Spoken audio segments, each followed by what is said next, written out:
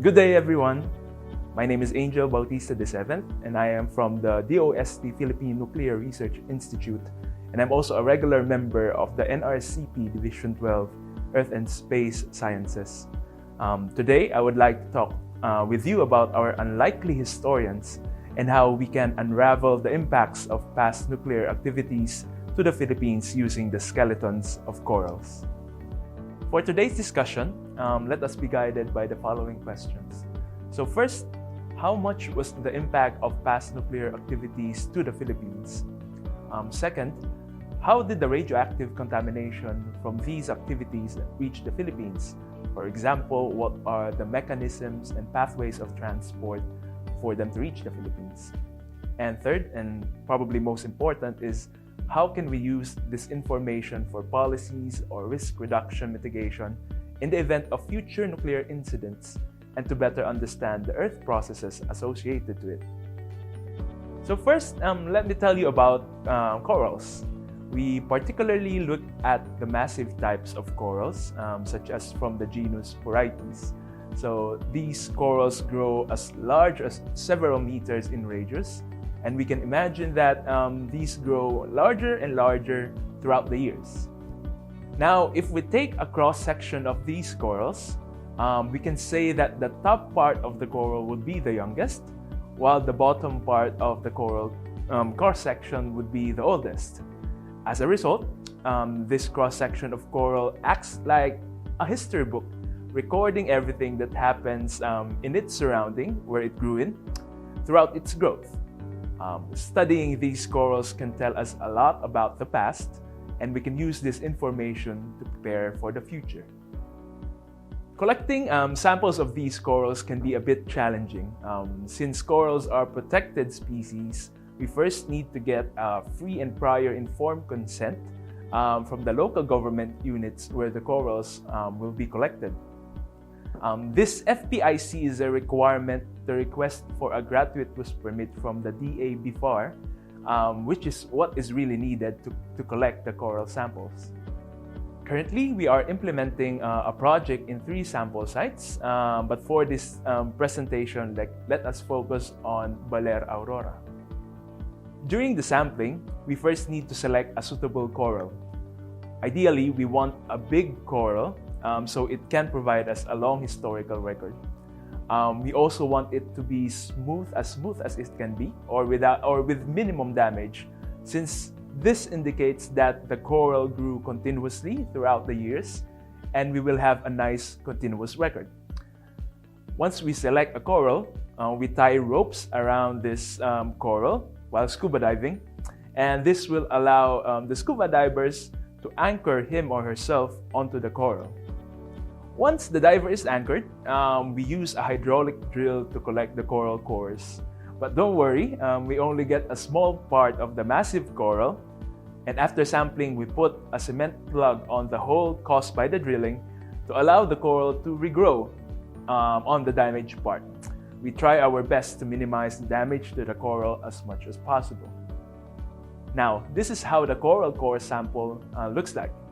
The top image is the whole coral core, and the bottom image is what it would look like after we cut it into slabs using a circular saw. We do this because it is easier to work with slabs, as we can clearly see the growth bands of the coral. Do you know why are coral growth bands important? Let us know your answer. Growth bands, which are the light and dark bands we see in this image, can guide us on how old the coral is. One band or one pair of a light and a dark band corresponds to 1 year of growth. Why is this? It is because the density of the coral skeleton is affected by the temperature of the seawater where it is growing. And since here in the Philippines, we roughly have 2 seasons every year, we can say that one coral growth band corresponds to a year. Next, what do we look for in the coral so we can reconstruct the impacts of past nuclear activities? To do this, we measure a radioisotope of iodine called iodine-129. We do this using an accelerator mass spectrometry, or AMS, only possible through our collaboration with the University of Tokyo, Japan, where I did my PhD studies. A bit of a side note, The most famous application of AMS is probably the radiocarbon or carbon-14 dating. Now, let's talk a little more about radioactive iodine. Probably the most well-known application of radioactive iodine is for thyroid treatment. But for medical purposes, we usually use iodine-123 or iodine-134, which are more radioactive, having a half-life of just a few hours to a few days. Particularly for iodine-131, it's 8 days. What we are using for our topic today is its distant cousin, iodine-129, which is much less radioactive. It is almost stable with a half-life of 16 million years. Now, iodine-129 is a fission product of uranium, and this means that it mainly comes from human nuclear activities. The primary sources of iodine-129 can be grouped into three. Number one, nuclear weapons or nuclear bomb testing. Number two, nuclear fuel reprocessing. And number three, nuclear accidents like the Chernobyl or the Fukushima accident. But today, we will focus on the nuclear weapons testing and the nuclear accidents. Let's talk more about the first source of iodine-129, nuclear weapons or nuclear bomb testing. A little bit of history. World War II ended with the United States dropping 2 nuclear bombs on Hiroshima and Nagasaki, Japan. And this was how the world was introduced to nuclear science and technology. Not such a good start, right? But because of this, the whole world knew that there was a thing such as nuclear bombs, and the countries that had the capability all wanted to have one. And so, starting in the 1950s, a lot of above-ground nuclear bomb testing was conducted around the world, most of it between the 1950s to the 1960s. This image shown here shows the testing timeline and the amount of weapons detonated, while the image shown above shows the nuclear bomb testing sites. In the Philippines, what we should be most concerned about is the largest testing site of the United States, called the Pacific Proving Grounds. It is located just a few thousand kilometers east or right side of the Philippines. Unfortunately, both the prevailing wind and ocean currents, those are the trade winds and the North Equatorial Current specifically, all blow westward, and so we are in the direct path of the nuclear fallout from the Pacific Proving Grounds tests. Just how strong were the tests conducted in the PPG or the Pacific Proving Grounds? For comparison, the bombs detonated in Hiroshima and Nagasaki were only 15 and 21 kilotons. Now, the total amount of tests done in the PPG was 115 megatons. So that is 150,000 kilotons, or about 10,000 times more than what was detonated in Hiroshima. So the question is, how did those nuclear weapons tests affect the Philippines in the 1950s to the 1960s? Now, here is our data of iodine-129 from the corals. On the y-axis is the amount of iodine-129 in the corals, and on the x-axis is the year that it happened. Clearly, we can see the increase in iodine-129 in the years 1956 and 1960 because of the PPG bomb tests. In particular, here are the information that we can deduce from the data. First is about timing and the transport.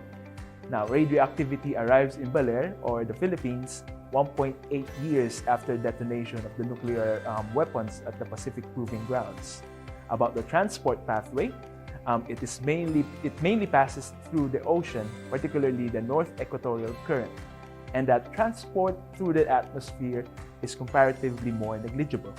And of course, it tells us about the magnitude or the impact of this nuclear weapons test to the Philippines. In particular, the iodine-129 amount seen in the corals correspond to about 17.9 becquerels per cubic meter of cesium-137. Now, cesium-137 is the more famous radionuclide in terms of its radioactive impact.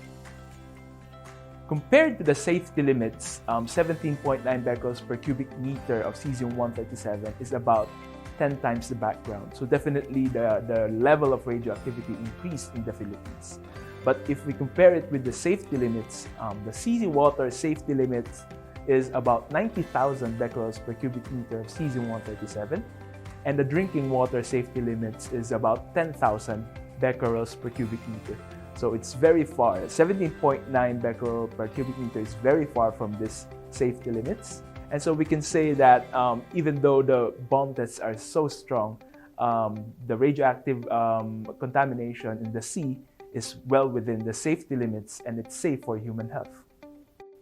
Now, moving on from nuclear weapons testing, let's go to the other major source of iodine-129, and that's the nuclear accidents, particularly the Fukushima accident of Japan. So again, a little bit of background. The Fukushima accident happened in March 11, 2011. A magnitude 9 earthquake caused a tsunami that led to the nuclear power plant meltdown in Fukushima, Japan.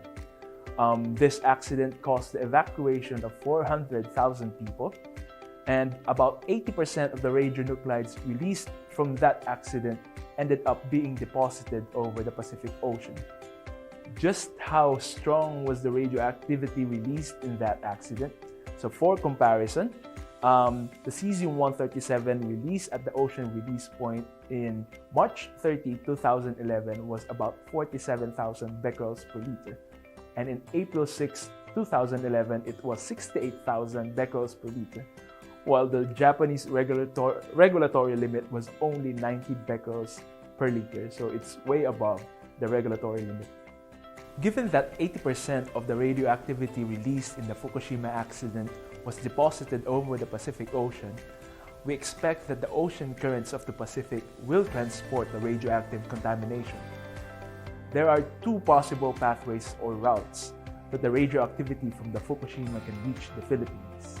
The first is the longer route through the North Pacific Gyre, going west first to the United States, then south to the equator, then finally west to the Philippines.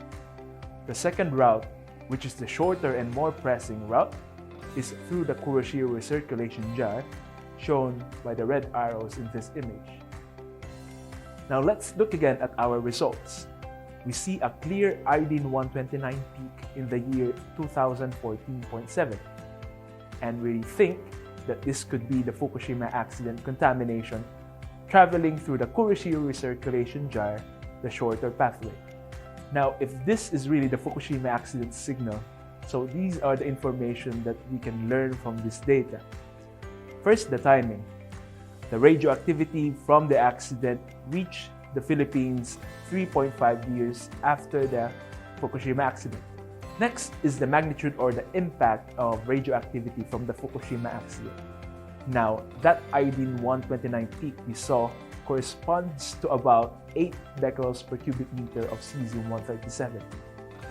Now, if we compare that magnitude to the safety limits, again, the seawater safety limits is 90,000 becquerels per cubic meter, and the drinking water safety limits is 10,000 becquerels per cubic meter. So 8 becquerels from the Fukushima accident is way below these safety limits. What about seafood? For example, we assume that the radioactivity is concentrated in seafood like fish or shrimps by 100 times. Now, 8 becquerels of cubic meter in the seawater will correspond to about 1.75 becquerels per kilogram of the seafood. Now, the seafood safety limit, on the other hand, is 1,000 becquerels per kilogram of food.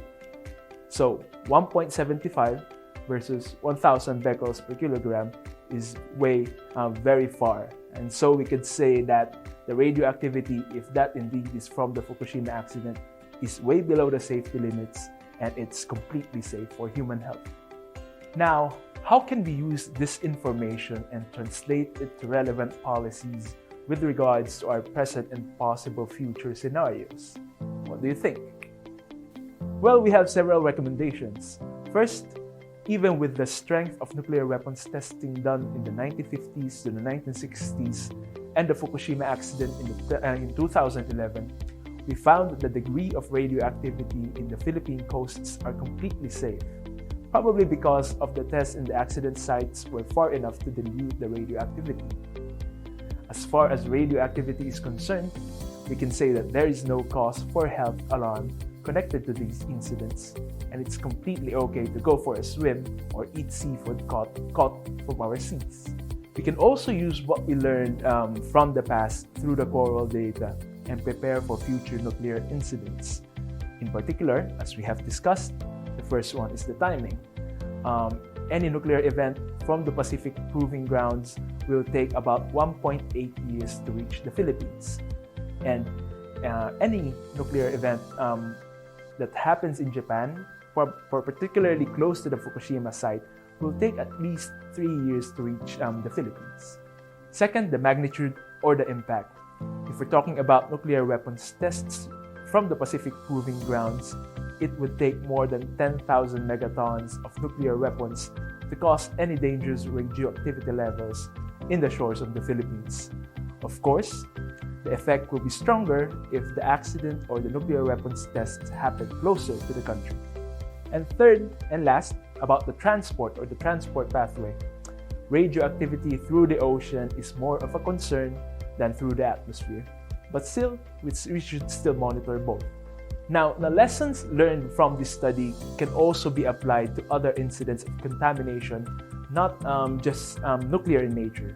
For example, if there are chemical spills or oil spills, the same estimates of timing or magnitude can be applied in those incidents or can be used in those incidents.